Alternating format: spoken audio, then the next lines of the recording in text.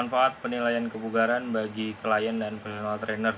Yang pertama, untuk personal trainer sebagai acuan dalam menyusun program latihan ke depan, serta dapat meminimalisir risiko latihan yang akan dilakukan oleh klien tersebut lewat penilaian kebugaran sebelumnya.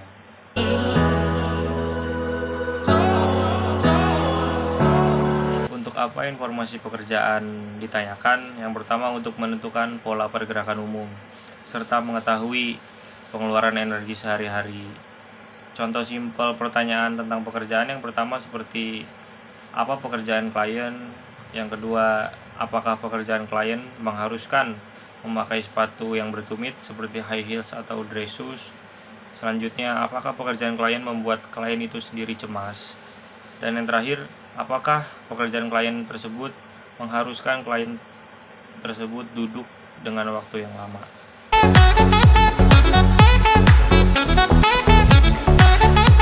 Dan informasi subjektif dan objektif pada penilaian kebugaran. Yang pertama, informasi subjektif. Informasi subjektif merupakan informasi penyokong yang tidak bisa terlihat secara visual, seperti riwayat hidup, riwayat medis, ada gaya hidupnya, ada pekerjaannya, informasi pribadinya yang kita tidak bisa tahu dan kita tidak bisa lihat secara visual. Kita harus menanyakan ke klien tersebut. Semisal di pekerjaan, kita tidak bisa tahu nih klien kita ini kerjanya apa. Ada polisi, mungkin ada dokter, ada masinis, karena mereka kan datang ke kita menggunakan pakaian olahraga yang kita tidak bisa tahu pekerjaannya. Jadi harus ditanyakan ke klien tersebut.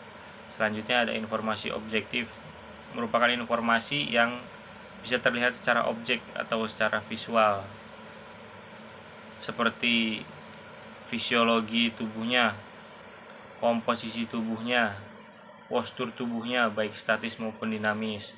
Ada juga performance assessment-nya atau penilaian kinerjanya, dan juga ada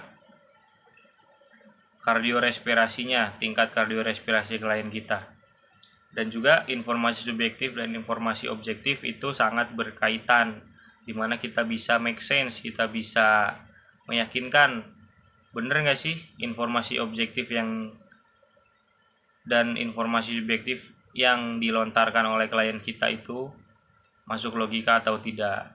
Seperti semisal gaya hidup dalam informasi subjektif, klien kita gaya hidupnya jorok misalnya, makannya tidak teratur, jarang makan makanan yang sehat dan juga jarang olahraga. Kita lihat nih objektifnya klien kita. Objektifnya secara visual, tubuhnya berotot, tubuhnya bagus. Berarti kan gak make sense. Kalau yang make sense berarti ketika gaya hidupnya jelek, berarti badannya akan gemuk tersebut. Jadi informasi subjektif dan informasi objektif saling berkaitan satu sama lain.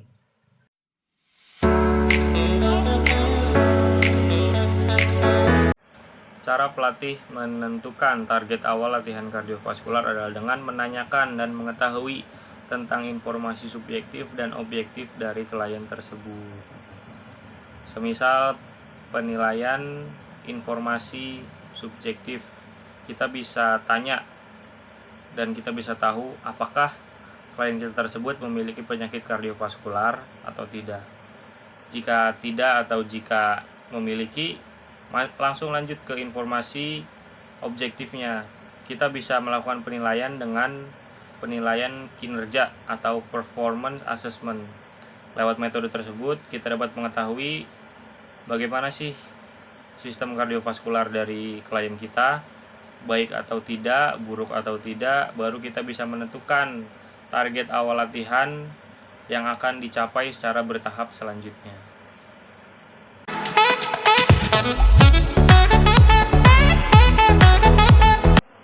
Tiga jenis pemanasan. Yang pertama ada pemanasan statis.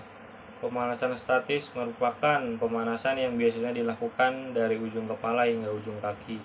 Pemanasan statis memiliki ciri gerakannya ringan dan tidak menyakitkan. Yang kedua ada pemanasan dinamis. Pemanasan dinamis melibatkan koordinasi tangan dan kaki Dan pemanasan dinamis ini bertujuan untuk meningkatkan suhu tubuh sebelum berolahraga. Contoh pemanasan dinamis seperti ABC running drill pada cabang olahraga atletik. Yang ketiga ada pemanasan pasif. Pemanasan ini mengharuskan kita bersama satu orang untuk saling menekan dan meregangkan otot satu sama lain. Pemanasan ini bisa digunakan setelah pemanasan statis ataupun setelah berolahraga. Namun biasanya kalau setelah olahraga, pemanasan pasif ini disebut PNF atau proprioceptive neuromuscular facilitation.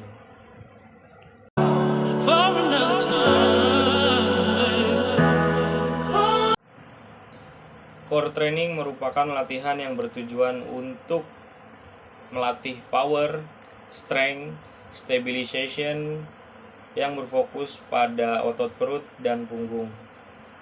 Core training sendiri bertujuan untuk melatih memperkuat otot perut, menstabilkan, menyelaraskan, dan juga menggerakkan batang tubuh, terutama yang berfokus pada otot perut dan otot punggung.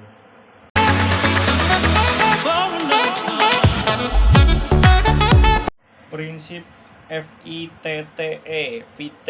Yang pertama, prinsip ini merupakan singkatan dari frekuensi, intensity, time, tipe, dan juga enjoyment. Dimana prinsip latihan harus yang pertama frekuensi, mengacu pada jumlah sesi latihan. Yang kedua ada intensity, yang mengacu pada intensitas pada saat kita latihan. Dan time, yang merupakan acuan pada lamanya waktu kita latihan. Yang selanjutnya ada tipe. Tipe merupakan jenis atau model aktivitas yang kita lakukan. Dan juga enjoyment, latihan harus bersifat senang dan enjoy dalam menjalaninya. Merupakan jumlah kesenangan yang diperoleh saat melakukan latihan atau gerakan tersebut.